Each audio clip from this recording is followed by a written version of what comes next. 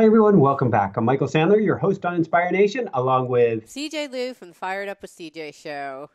Woohoo! Woohoo! And actually, I'm going to restart because you just blew through my mic. Oh, If I I'm can get a mic sorry. check on you. Okay, testing one, two, three, testing one, two, three, testing one, two, three, testing one, two, three, All right, testing. let's do this. Hi, everyone. Welcome back. I'm Michael Sandler, your host on Inspire Nation, along with CJ Lou from the Fired Up with CJ show. Woohoo! Woo! If you've ever wanted to live your greatest life and discover your full potential, then do we have the Hero's Journey show for you. Today we'll talk about discovering your greatness through your hero's journey and how to identify it, live it, be it, and realize when you're in the thick of it that it's all for your greatest good. That oh boy. Sorry.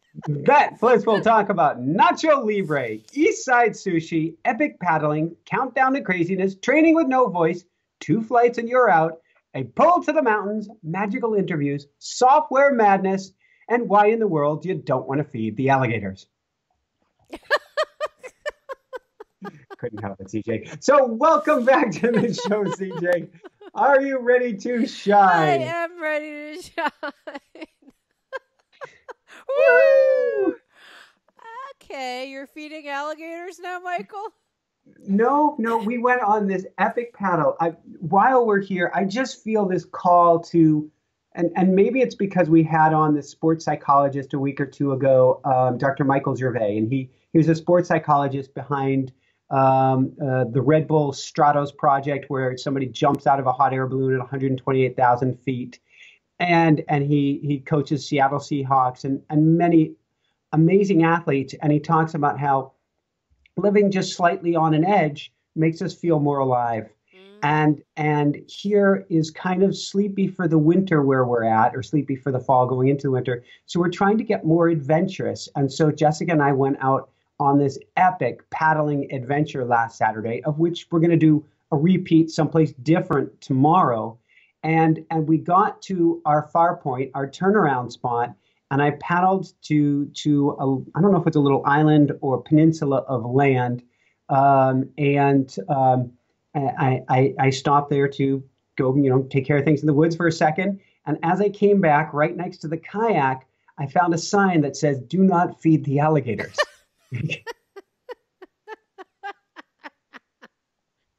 They're not warning you to not swim or not paddle. Just don't feed them. Okay, got it. That must have I, scared you. I don't know what that meant. Now, I've never heard of an alligator stalking a kayak or coming after a boat. Right. Well, you were there doing your business. That could have been super dangerous. So it was just kind of funny, kind of amusing. And I don't imagine that an alligator, I don't think it wants anything to do with you. You don't regularly hear now little kids and stuff and puppies. I hear that could be a little more challenging, but So I you don't didn't think they. see anything. You just saw. We That's just like. saw the sign. We saw, God, the day before that, we were out on this beautiful hike along an inlet from the ocean into the river up to New Bern, North Carolina. And we saw what we're guessing was another great gray crane take Mm. off. And it looked and sounded like a giant pterodactyl. This Oh, so and just cool. long neck, long, huge wings, long feet out behind it, When and you guys were and in the the kayak, so you were like sitting below it, or what? Where this were you? this one we were hiking along an edge of a beach right at sunset, and the footprints were like this. The footprints were a good 4 or 5 inches, Mm. maybe more in diameter. It was bigger than half of my foot. This Wow. bird's footprint. These things were huge. And now I've done a few meditations since where, sometimes in meditation you want to put yourself in this crazy, beautiful, peaceful place. And this hike along the water at sunset was just so gorgeous. It had these stumps of trees long since gone, these trees growing up out of the water, 100 feet in the air, and then many of them that have since passed on, and there's still most of the tree there, even with bird's nest or osprey nests at the top of these trees. It was just gorgeous. Mm. Nice. It It's funny when you were talking about the story of the do not feed the alligators.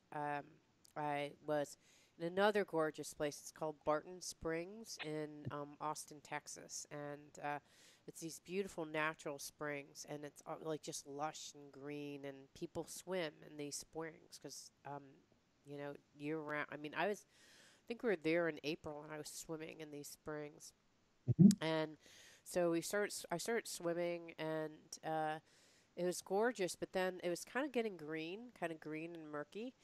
And I started getting like, okay, that's okay. Don't let fear take over. And so I'm it's going. And then I'm having these green little vines, excuse me, wrap around my feet. And I think, oh my gosh, like I Breathe into can't, them. Yeah. like, oh my gosh, I can't, like, and I got caught a couple times. And I thought, all right, I'm actually kind of scared. And then basically the whole I had kind of swam into this place that was just surrounded by these green kind of um uh I guess I don't even know what it was. It wasn't seaweed. It's like just some plants that had grown along the side.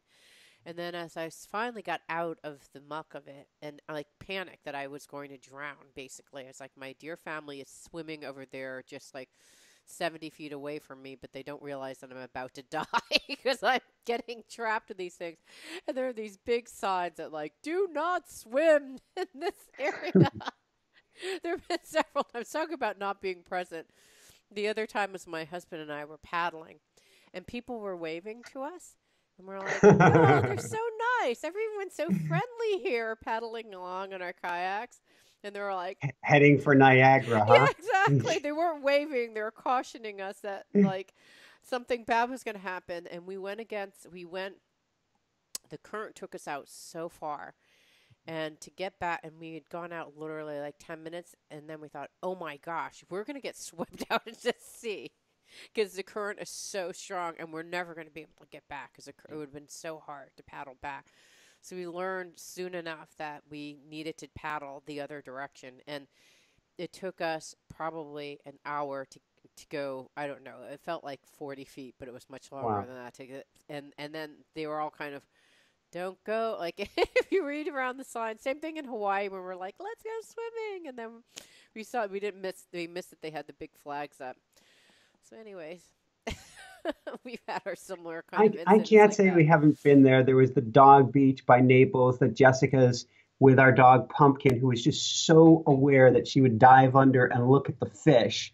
And Mm. we're like, is she going to bring her head back up to breathe? Because she just wanted to check out all the fish. Oh, And I'm like, cute. Jessica, why don't you go play with Pumpkin in the water and I'll take some nice video of her. And Yeah. I'm taking video and you can see it coming and then they're starting to drift and they're drifting away and they're caught in a current and I'm still taking video. I was not as present and aware as I am now, CJ. And then I realized they may be getting swept out to sea, and the camera's down. I'm sprinting around trying to get. They managed to get attached to a mangrove, or I guess actually I got out into it, and we were like this human chain attached to a mangrove, Wow. stuck because it's sharp barnacle on the edges until somebody came and rescued us, or they were going to get sucked out. And it was a Oh huge current. I'm like, no. why aren't there signs? But I know. there were no signs there. Maybe there Ugh. are now. So let's go from there and epic paddling.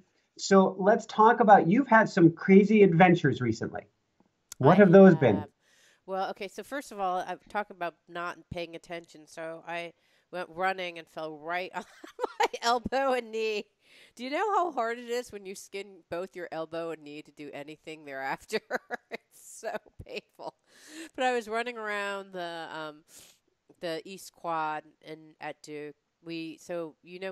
Last time we spoke, I was in New York, and then I don't know how to. Have we talked in between then? No, have we? All I know is Jessica has been suggesting that you come to grip with this and you rent a place in North Carolina because it's becoming very clear it is now your home away from home.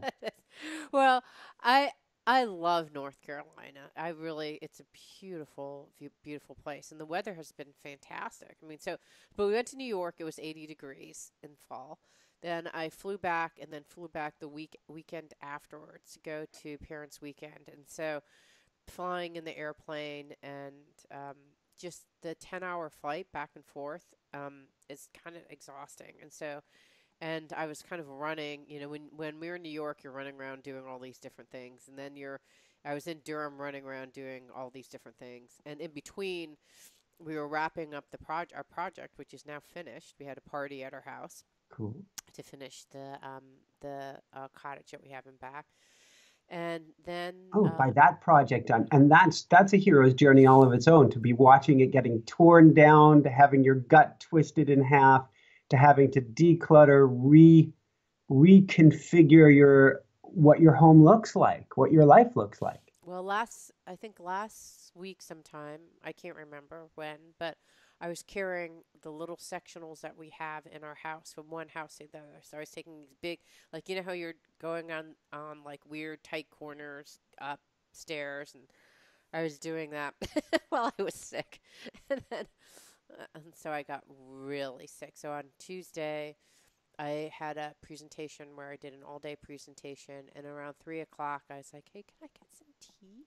And then at around 3 o'clock, first of all, I looked at my attendees, and they were zombies because there was so much information presented, and I was a zombie. I couldn't talk. I'm like, I gotta call it. Like, we gotta just quit, and I'm gonna come back in another session to finish the rest of this because I can't. I literally don't have the energy to do it for 2 hours, and you don't have the bandwidth to listen either. So I just left.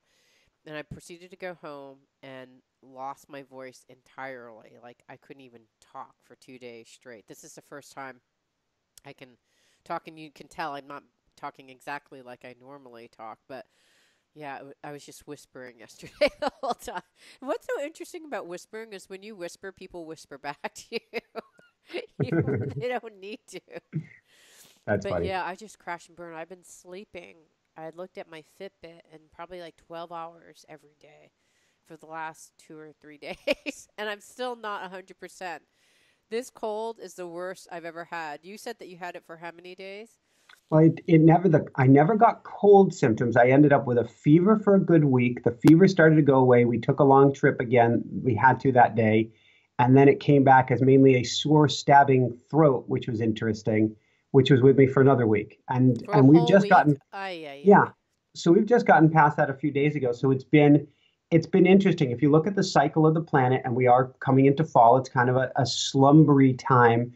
I'm taking it as kind of, well, this is my downtime right now, going from my 4 hour bike rides to my 30-minute bike rides, and just understanding that I don't have yet the chi, the energy reserves to do what I was doing before, and letting everything reboot kind and gently as it wants. Yep. It's hard to do. I mean, I literally couldn't do anything but sleep. And I mean, I started thinking, is this bed? I actually did a yoga class yesterday because I thought, I'm getting bed sores. I'm not sure what a bed sore is, but I could barely move. I mean, my whole body, because it hadn't been, I've just literally been in bed for like 2 days straight. I couldn't even move. Like, my back hurt. Everything was just like in traction because I've just slept in a couple of two or three positions. It was so bad. So you're up and about and alive. I am up and about and alive. Okay, so what? I don't have your list of things. Can you help me Oh remember all the yes, things yes. Let me get you the list here, and it's just been a fascinating time. I've been really drawn to a couple movies. One in particular, which appeared on Amazon Prime a few weeks back, and I think I've watched it like 10 or 20 times since that. Then it's a Jack Black movie. It's called Nacho Libre. It's about I him love as that movie. Yeah. a monk becoming a wrestler. And I'm just so drawn to the hero's journey of the poor schlub that is all of us Hmm. going through life, and how we find our calling or our purpose or this niggling or this pull. We pull ourselves out of our shell, we step forward, we get trounced, and he gets trounced many, many times, but you keep taking steps forward on this journey, this arc that is your life. And that's the reason, the beginning of our show, when I have a guest on, I'm always wanting to know their story. How did they get here? Because I think there is something so um, ingrained in our psyche, in our being. I'm sure Jung, if he was still alive, could talk about it for days, weeks, and years about how we're impressioned with the idea of the hero's journey. I mean, it's in the Bible, it's Star Wars, it's everything. And so I'm just so drawn to watching Nacho Libre and watching Nacho at the end of the day win. Mm-hmm. And maybe gets the girl. Well, that one you're left to wonder about because Right. she's a nun. But who knows? But it's just so uplifting watching such a pure and innocent hero's journey. Yes, I know. It's funny. I've been reading uh, Viktor Frankl, The Meaning of Meaning, Life. Wow, have you read that absolutely. before? I have read bits and pieces, and it is probably no, there's no probably. It is the number one most cited and quoted book out of any book I've read. So today I had on Mark Thurston on discovering your soul's purpose right here, Mm-hmm. Yeah. and the work of Edgar Casey. And sure enough, he goes in and he's talking about Jung, and then he's talking about Viktor Frankl and meaning for life, and about logotherapy, and about his time in the Nazi concentration camp and how it was that meaning that makes all the difference in the world. Mm-hmm. And I wonder whether that, because on all the hero's journey, whether it's Frodo in the Lord of the Rings or Nacho and Nacho Libre, there's like a purpose. There's a meaning for what they're doing, and that's the thing that continually drives them. And it's funny because I just submitted my maybe third submission in the workshop group, and I told you how the last couple ones have just been completely slayed. They're like talking about coffee and like how can you think like this, and like, but this last one, it was talking about the moon Mhm. and talking about the moon that has actually had such a large presence in my life. And I've been kind of thinking about all these, like when my dad died, when we got married, when my dad died, there was like almost like dark side of the moon. There was like 1% light in the moon. When we got married, there was a harvest moon. When my son was born and we took him home from the hospital, there was a full moon. And my husband's dear grandfather died at the same time he brought our son back. And the day that he died was ended up being the day that my second son was born. Like just Wow. all these kind of all like and then when we flew Jida over our eldest son to school, there was a totality of the moon. Totality, True. right? And then when I went to go visit him in New York this weekend, last weekend, it was a harvest moon. So there's just just a freaky occurrence. And he was saying, and it was so interesting as they were saying, wow, it's interesting. I find it interesting when people are like kind of reading meaning into events and things. And I realized, and the person said, it's almost like the way that you write is like a detective story because you're trying to find meaning in all these different things. And I realized that it's like sometimes we make meaning. Like, Absolutely. it's not that like, oh, my life is so meaningful. You create meaning through the things, how, in my case, how I observe life or what I'm observing about life. Like, the moon didn't have to have any meaning whatsoever. It's that I actually spent the time to see the meaning in all of it. And so sometimes the meaning of life is just you creating meaning out of your life, which is the Viktor Frankl book really hits home at that. So for people who aren't familiar with the book, Meaning of Life, it's about this younger man who writes out of his story of being in the concentration camp. And I'm only partway through the book, but he talks about how thinking about his wife and and all the wonderful things about his wife, whether she was alive or not, because he really doesn't know, was the thing that gave him meaning and purpose in what he did. It's just an incredible book, but it makes me wonder whether meaning is less something that you get that's like a prescribed thing, like, oh, I'm a doctor, that gives me meaning, and more about the energy and intention that you put into what happens in your life. I look at life as a giant scavenger hunt. One thing leads to the next, leads to the next.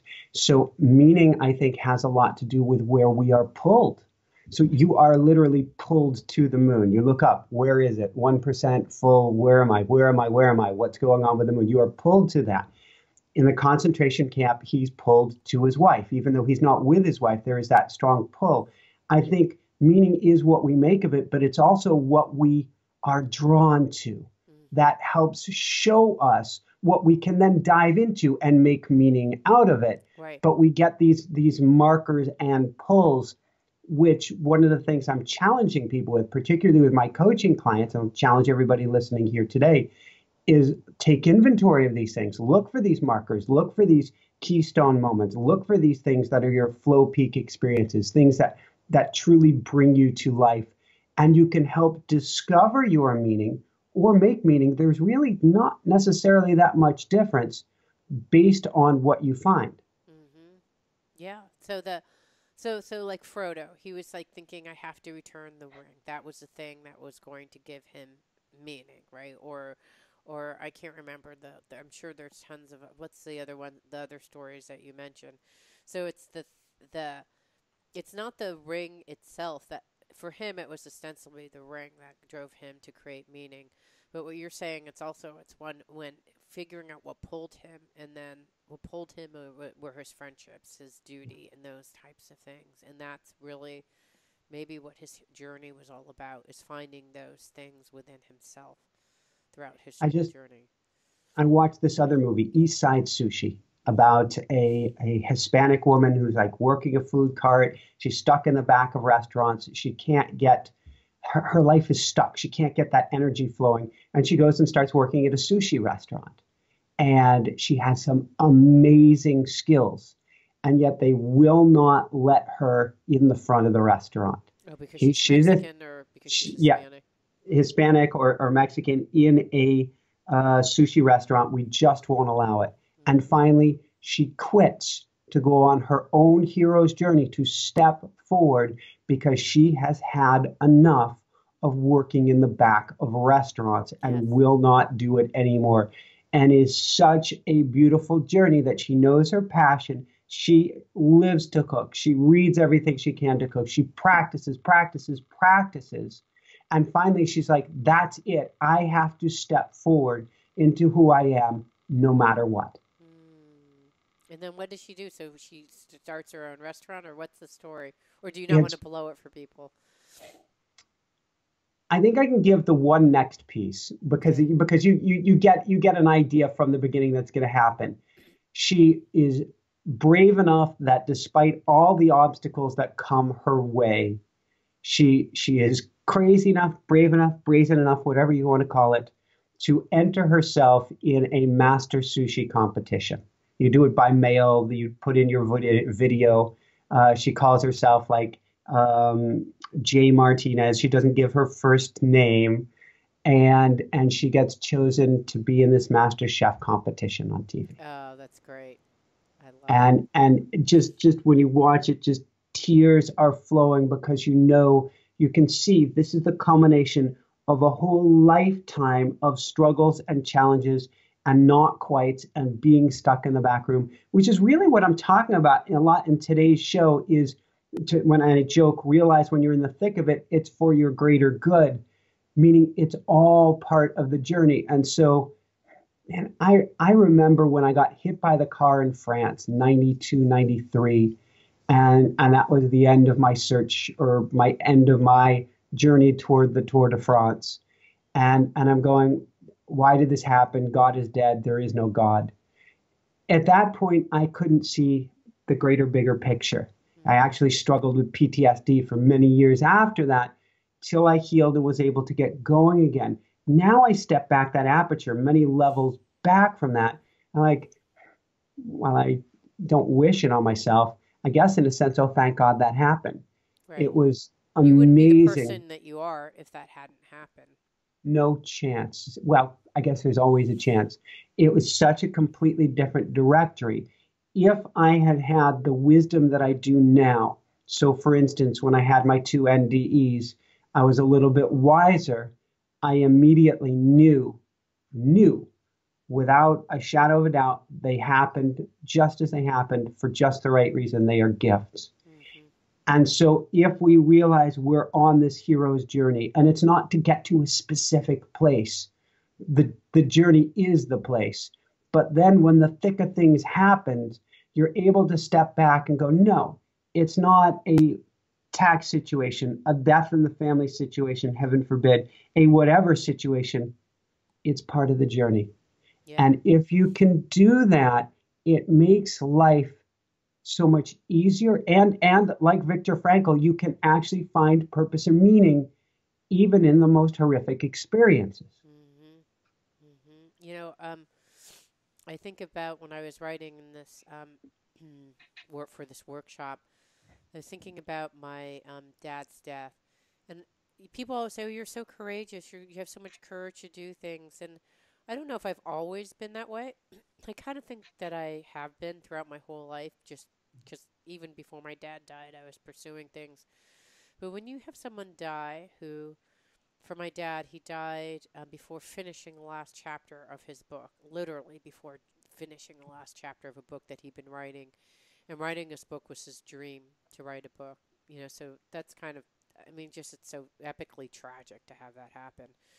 But it was so tragic that I really always thought about that all the time. And it's like, you really never know. And when after my dad died, I just think you really never know when you're going to die. It's just you could boom die of a heart attack, like right. I could, God forbid, but I could actually just hang up. I could actually finish this call for you, and boom, get hit by a truck, gone, dead. I mean, that's just how life happens. And so, when you know that life is so fragile like that, it gives you courage, right? I mean, you know from probably your near death experiences when you know, like, you know what, it's now or never. Like, I just have to do it because I could die the next moment. Always tell people that you love them because you could be dead the next moment. Do you want hateful words to be the last moment and connection that you had? It's always just go for it because you just never know. So I think that his death gave me the courage to, so it, going back to what you said, like sometimes there are instances in your life where that thing gave you the fuel to move forward, that gave you meaning. So it's really just his death that gave me a sense of like, it's now or never. You just Yeah. have to do it. I've never done shamanic drumming in a workshop, but I want to do it. So, gosh darn it, I'm going to do it. Amen. Because you just don't, because why do I want to live regretting that I'd never tried something, even though I really wanted to try it? Why? Because I was afraid that it would be weird. Like, just, get over it, because you could be dead the next day regretting that you never tried that thing. And I'll go the kind, gentle, easy approach because after NDE number one, I went the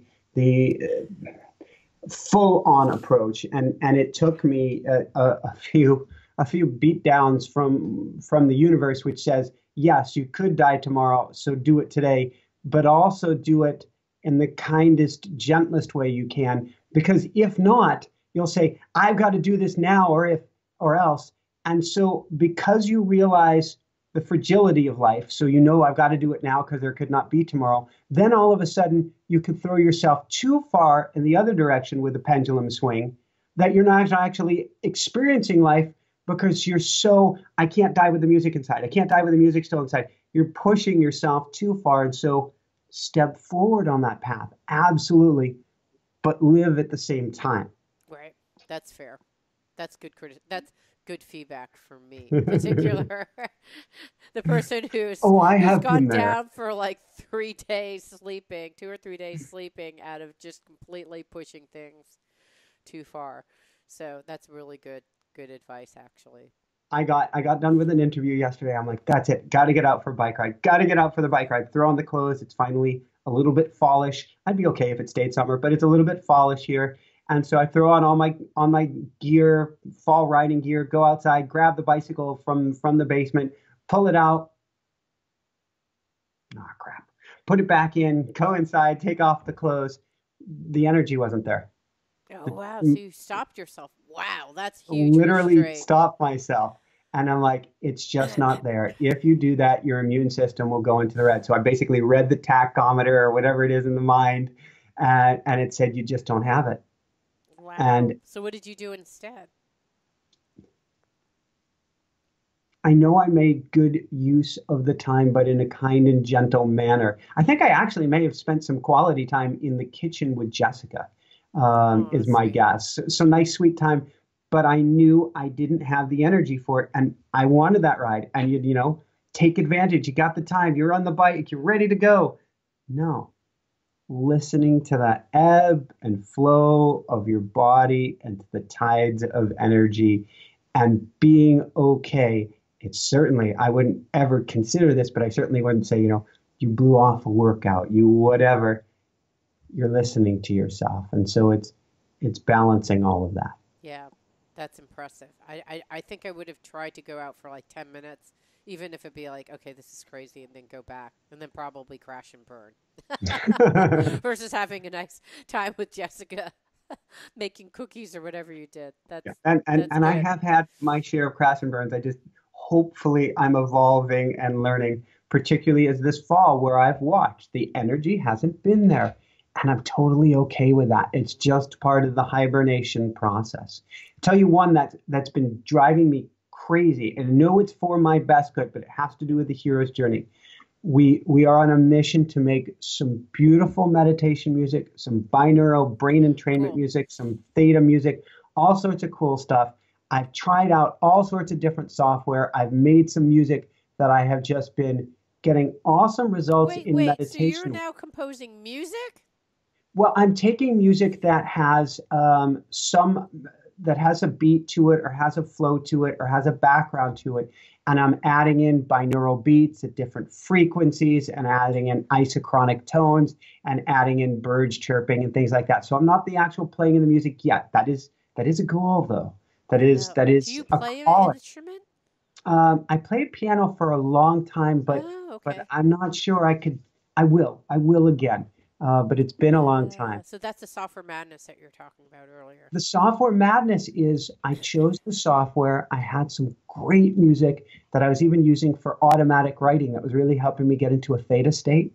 And it's time to upgrade to the commercial version of the software, plunk down a whole bunch of cash so that I can get this out to people, get it on YouTube, sell this music, and really share what's now a passion of mine. And it looks like the company basically closed doors yesterday. No! Yes. No! And I was hopping up and down beside myself last weekend going, hero's journey. I know it all happens for a reason. But why? I want to make my music. I've made music and I literally can't export them as a commercial file. And I'm like, Oh no, no, no, no. no! So When I there's a will, there's a way. You'll find the well, that's person. it. That's the hero's journey is I'm sure over time I will find better apps, better ways of doing things. It may not be as automated of a system. Maybe it'll be more automated. I will learn more about this craft that I'm Well, isn't this how they just make rap music? I mean, rap music is all about layering and things. So there's it's got to all be. about layering and mixing, but now we're talking about tones and embedding different tones and Oh. brainwave entrainment frequencies and how do you stretch music or compress music to keep it at the same key that you want to keep it in and putting all of these different layers together around brain entrainment, And bringing both did hemispheres of the brain does together. Richard Gold use this stuff or something different? Maybe he has Uh, his. well, they have their own technology that they're using. Okay. So it's a great question. So I'm kind of having to engineer my own technology, learning from what's out there. Oh my I'll gosh. I'll be much better at it for the long run, and I'm sure my alchemy, it always does. I give myself permission. I made an audiobook years ago for a college confidence with ADD book. I made a 13-hour audiobook, and I'm a few hours into it, and our sound editor had a personal crisis and had to leave the project. Oh. And here I am completely on my own doing sound editing, recording in the studio, the works. And I'm going, how in the world am I going to do this? It turned out for the best. It was really painful in the beginning, and there's the moments of the dark night of the soul. I can't do it. There's no Right. way.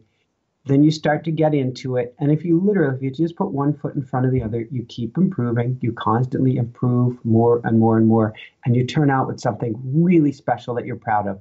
So I know right now, I thought I was near the top of the mountain, and it turns out I'm probably at like base camp number one. Something great will come of it. The music will be even better, but that's the hero's journey too, is knowing when you hit the crapper, when all of a sudden that rug is ripped out from underneath you, it's still for your greatest good. That doesn't mean that you can't go, why? Which last weekend I'm like, I just want to make the music and the what ifs. Well, what if I had gotten the software sooner? And, I actually Yeah. found on a forum, it looks like it's been about 2 months. And it was really about 2 months ago that I was starting to get cranking. And I think Uh, the universe showed me that to say you wouldn't have made it in time anyway. right. So, and then Wow. there's the niggling what ifs. Well, what if I can still get in touch with somebody from the company? What if there's still a way? Right. And I just get to let it all be with it as it is. And then what I hear in my automatic writing, 1 to 2 hours a day, don't worry about the outcome. Keep taking the small steps forward, and it'll work out for your greatest good and the greatest good of all.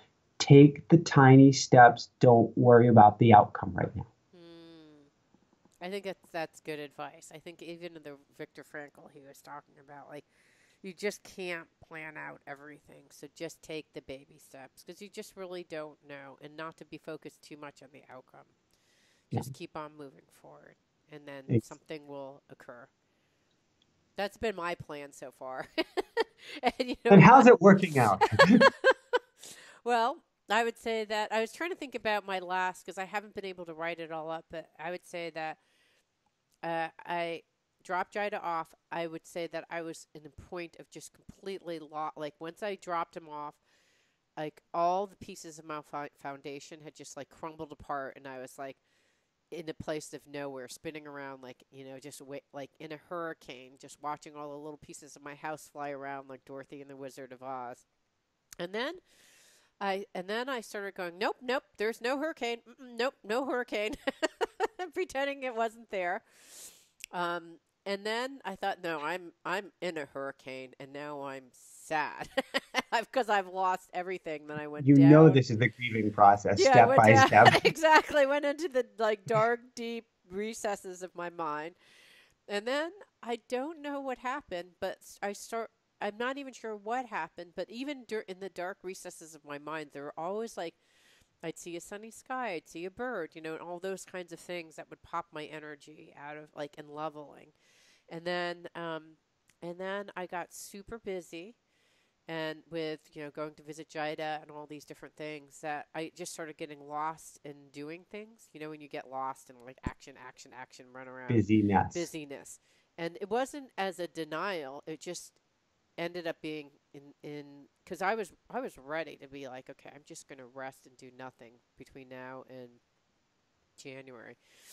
It was December, and then I met with someone who's a psychic person who does energy, and he's like, you got to really watch your energy. This is before I got sick. He's like, your energy is really low, and if you're not careful, you just have to like in order for the changes that you want to have happen, which I know you do, you need to just take time to digest and kind of absorb all this stuff. And so instead of listening to him, which I couldn't really because I had like a trip going on, all these different things. And during those times, I was not crazy. I was just going through these things, not in a crazy way. And then I just was in a doing machine. And then I just came crashing down. And now I feel confused and lost again. So we'll see what happens.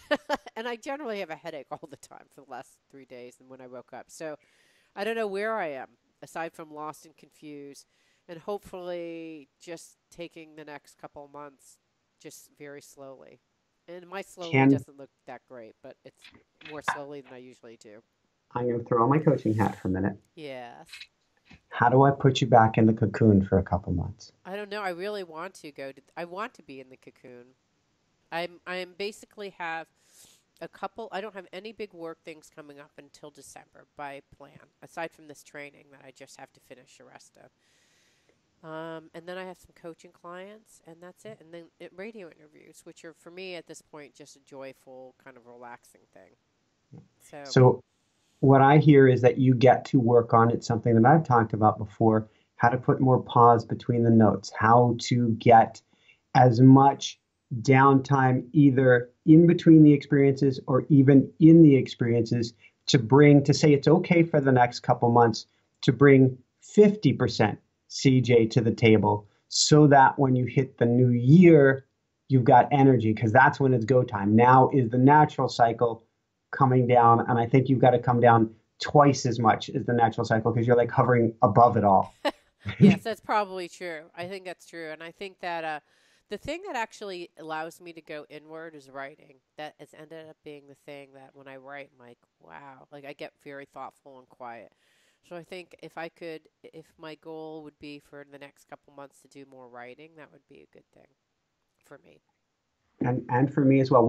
I just heard back. I'm so excited. We went through a couple rounds. No, I guess one good round of edits on our automatic writing book with one editor, and Oh, then good. for the next round we passed it to another editor. And so I'm starting to get some early feedback. And I don't know if you call it ego. Every author wants to hear that their writing is decent. You're like, I'll even pay you. Please tell me it's good. Right. Uh, You're but funny. it's nice to get feedback, and I'm hearing it's more of a beautiful book than I thought it would be, Oh, because I thought nice. it was going to be really helpful for Right. people, but it's pulling at some of her heartstrings, and so that was really cool to hear because Oh, good. for every author out there, whether it's a blog, whether it's a Facebook post, whatever it is, you're writing in the dark and you have no idea Right. how it's going to be received. I know. Well, I told you how my workshopping the books. Like some of them have been horrible, and some of them have been great. The last one was great, but I mean, the last one actually had me crying because I was like, "Oh my God!" I think that there's something about that what I wrote about that is kind of getting at the essence of my hero's journey, which is just it's kind of the going back to the Viktor Frankl. It's like finding meaning in life. And it was like, wow, I guess I am doing that more than I recognize. And that was really powerful, actually, just knowing that.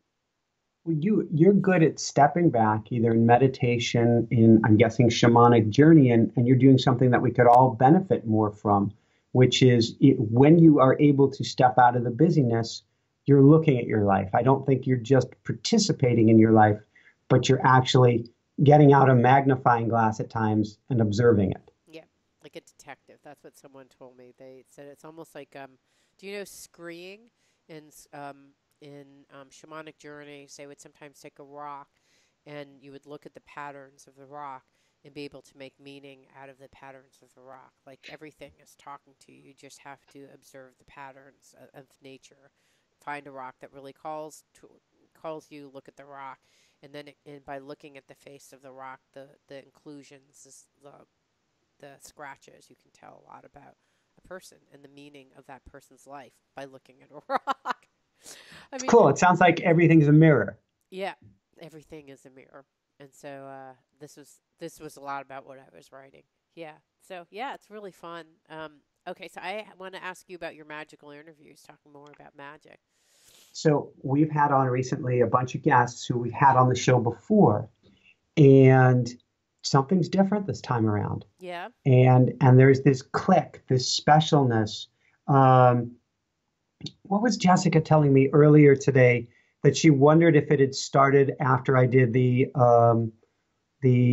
peace prayer work with oh, her name is not going to The come to me at gal, this. Lynn Taggart. Lynn McTaggart, yes. She wondered if that was part of the shift. There's been this shift with my interviews. There's always these punctuation marks where you can see they go up. And I can't say why they've gone up again now, but I can say there's a magic to them. And all the guests are responding and going, wow, wow, wow. And I guess that's part of my journey, but it's just fascinating to watch. If you it, if you keep going, I guess it's the deliberate practice and 10,000 hour rule. If you keep doing something, but you do something with awareness so that you're getting feedback in the moment rather than just going through and tearing through it, and I have no idea what the wake is behind you. Right. I think there's a continuous improvement that's going on.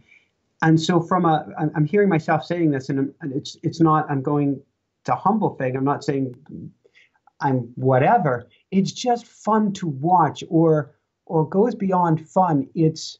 Um, it's exciting to see the changes Yeah, that take that's place. cool. Very cool. How would you explain what those changes are? I think I'm more relaxed in the interviews. I think I vibrate at a different, higher level. I think that um, I am I'm an expert in my field now, and I feel very comfortable in my shoes there.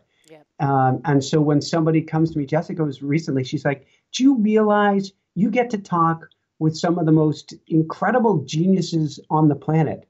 I'm like, "Oh, hadn't thought about that. Cool."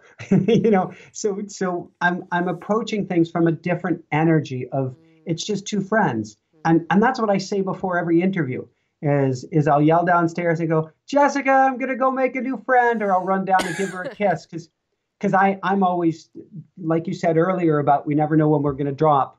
I look at every doorway, every moment, and every time you say hello or goodbye as how incredibly precious is this. So I built a lot of ritual, and I come running out the door to greet her when she comes home, for instance. So I always want to give her a kiss before the interview, but then I'm like, I'm going to make a new friend, Cute.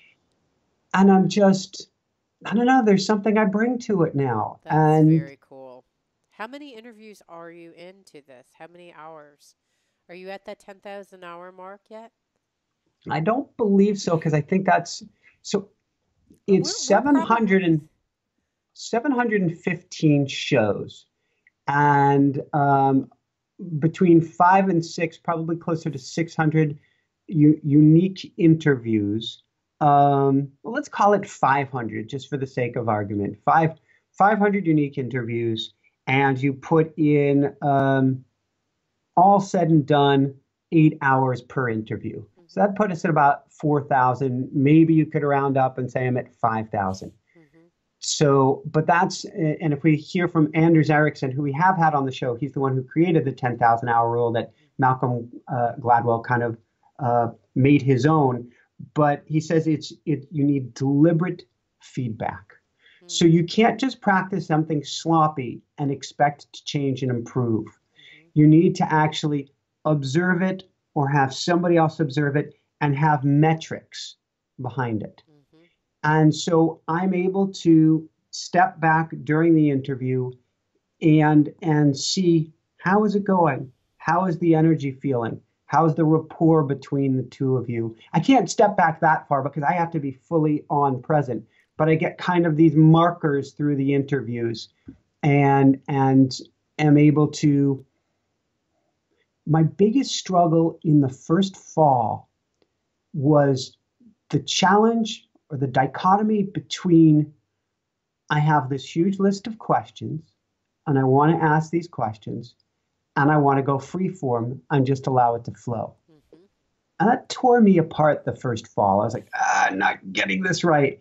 And I did realize there's an evolution, but I had no idea how far it could come. Mm-hmm. Now that's such a natural part of the flow. I'll still have anywhere from at the smallest, probably 60, probably average is 80, up to 100 questions Oh my uh, gosh. on every single book. I'm Oh quite my possibly gosh. 100 questions. And I have them, but this is all in a few hour period. I've read the book, I've color coded, I've got different color coding, importance, guest story, all these things. And then I'll have that in front of me as if I'm speaking to you as if you're a guest, and it's there. And I can look down, take a brief second. I used to have to muscle test. I don't even have to do that now. And I'll just know, oh, this is where I want to go. Or don't even look at the questions, Michael. Fall into what they're saying. Just fall into it. And that is I've created new neural pathways. Mm. so that my brain has figured out how to do it. I haven't done it on a conscious level, but by practicing and challenging myself and being okay with the trips and falls. Jessica will ask me, how did an interview go? And oftentimes I'm like, for the audience, which is really what it's all about, I'll give it a B plus or an A minus, and I'll say for myself, we got a lot to learn. Not hypercritical, but keep challenging myself Right. there. Yeah. It's funny because I would say there, my interviews have moved from having a lot of preparation down to having some preparation and being willing to throw it all away, and then having no preparation because sometimes I just have no time whatsoever. I just have like a couple things highlighted in the book, and I just have to go with that. And I don't really even know if there's a difference in the interview. I honestly don't know if the ones where I prepare very little are any better than the ones that I prepare a ton for. Like, uh, I don't know. And then sometimes the variable is you don't know what the guest is going to be like. Sometimes Yeah. the guest monologue, so you could actually prepare a ton and it doesn't matter. So it's just, and you just really never know. So you have to be willing to scrap every single question that you have.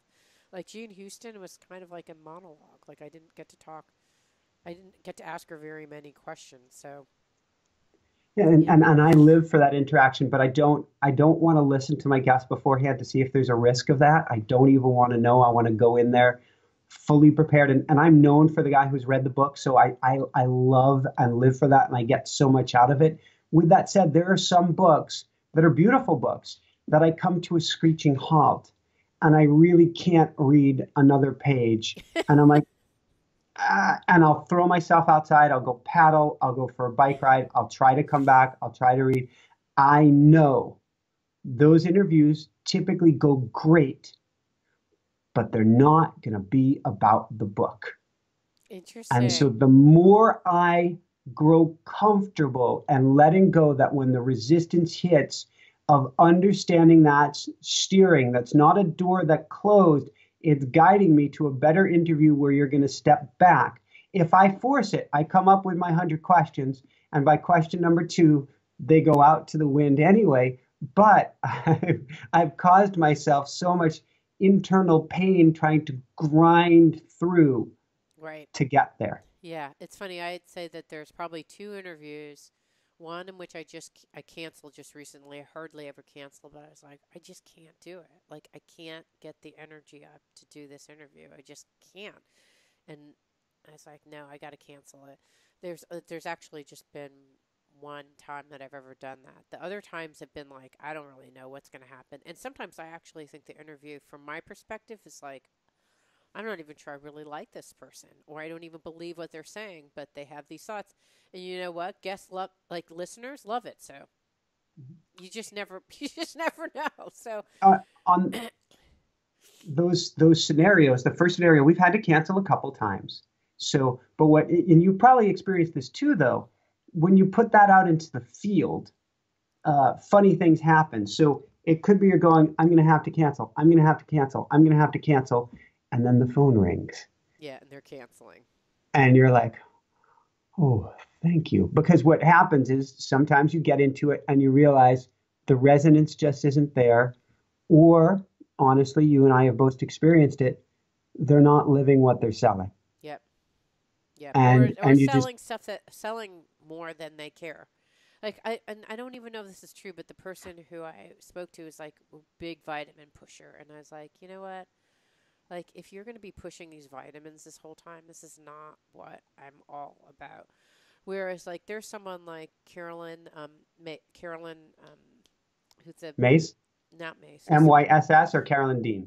Carolyn D. You know the one who does the magnesium? She's not Carolyn a Dean, all the way. I she's not love a her. I pusher love at her. I all. love her. She's not a pusher at all. She is just about helping people. And by the way, she really has these supplements that she really has done a lot of research.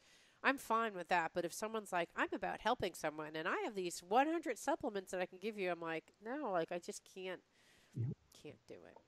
on, So, on the other side, going back to your two scenarios, I've had the occasional interviews where I'm like, in theory, pulling out my hair beforehand, And I'm going, and they're particularly the ones where there isn't a book to work off of. Right. Because I have my formula down for the book.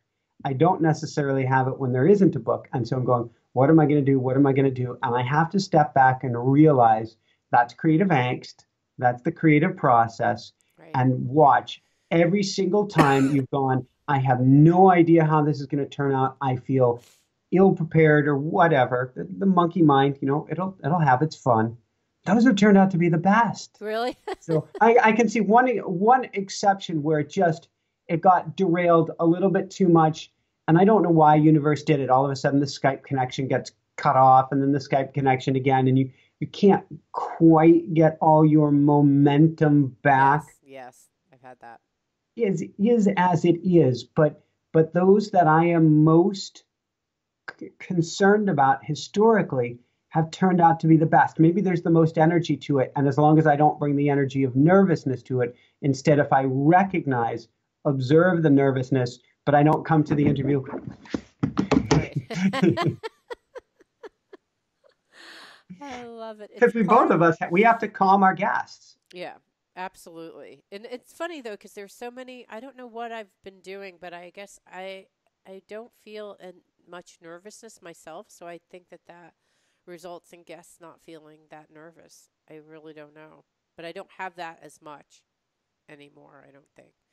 So, yeah, I think it does happen. I think you're probably over in terms of the number of hours that you've spent on this versus me, but I've actually started earlier than you, but we're probably at the same juncture at this point in terms of the number of hours. So it's really exciting to have that happen, isn't it? Where you're like, I don't have to run around like a chicken with my head cut off. I feel like I know what I'm doing. It feels good when that happens. Or like someone said to me the other day, they're like, you're really good at asking questions. And I thought, oh, thanks. Like it's a skill that you don't even realize that you have, but you have because you've been doing it for like the last 7 years, right? You've been asking questions. So I'm pretty good at asking questions impromptu because it's what I do. Right now that's my job, which is a weird thing, but I didn't think about it until that person said that. It's like, oh, I guess I am. I don't know. I don't think about it too much. I have So these we are visions. our own hero's journey. Woohoo! I have visions for the future, and every night I'm giving thanks for the TV show, whatever that looks like. That'll be in the future with millions and millions of listeners. But I don't know what that looks like, and I'm totally okay with that. I'm like, is it a studio? I want to travel. What's that going to be? It's going to be a whole new skill set at that point, and then I will be starting again from scratch. You have a lot of background, but it's just interesting to watch the evolution. And like, do you enjoy your first shows that you made?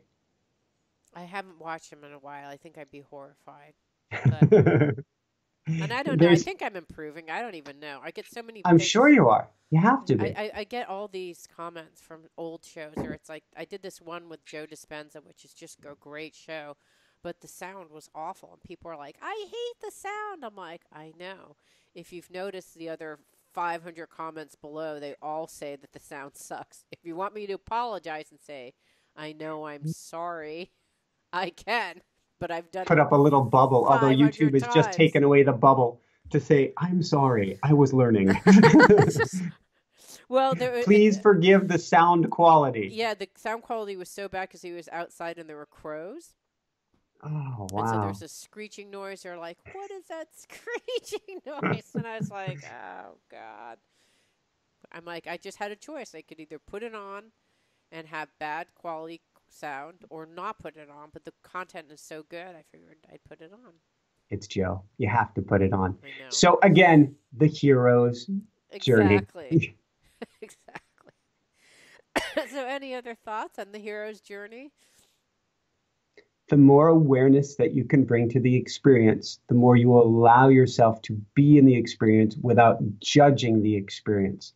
I think that makes all the difference. Whether something, I think it was put by a guest yesterday, and it's been such a full week. I can't recall which beautiful guest it was, but it is all information. And we both heard this 100, if not 1,000 times over. Things are not good or bad. They're information, although some of that information feels a lot better than others. But if you can have the awareness in the moment that it just is, It reduces the inflammation, the tension, the resistance, and you can come through the experience shining a lot easier. And because we're talking about energy management today, you won't have expended important energy in areas it was completely unnecessary. Absolutely. They're going to be down sometimes. Like, you're having about to like I'm going to upgrade to the next thing for my bioral beats. And there has to be I think that it's really about faith that there's going to be something better that you don't know. There's some reason that you don't really know quite just yet, but you'll find out. And just having faith that something good is coming around the corner. This may be just making meaning out of nothing, right? Who cares? But that's part of the hero's journey, being able to do that. I learned that as I'm laying on the ground, broken after my first near-death experience. And I had just moved one leg up over the other, which kept the shards of bone from going through the femoral artery. And I would have just bled out on the spot. And there was something inside of me that said, this is going to be and is the most beautiful experience in the world. There's another part of me that said, you have to find a way to make this the most beautiful experience in the world if you're going to survive. Whichever way it is, if you choose to find meaning, you absolutely will, positively will find the most incredible meaning in any circumstance. It changes the energy and it shifts everything. Have I said, why did this happen? Poor me, woe is me. Then I probably would have shock-eaten and died on the spot, quite literally. So instead going, this is the most incredible thing. Now, I just had an NDE, so certainly there was this moment that was just brilliance, so to speak, without the pyrotechnics, but brilliance. But had I not brought to the table, this is the most incredible thing, I wouldn't be here. And that's a choice. We can choose in the moment. You can choose when everything's going to the crapper. You don't have to say it, and it isn't. Life is so great right now. When you're standing in the crapper, when the portal body is tipped over on you, it sucks. But something great absolutely, positively can, and if you choose it, eventually will come out of it. Absolutely. Woohoo! That's definitely a woohoo for that one. What a visual. On that note, are we good here? I'm good. I'm good here too. For everyone out there, this is Michael Sandler and CJ Lou saying, be well, have fun, step back, realize you too are on the most beautiful hero's journey in the world, just as it is. And shine bright.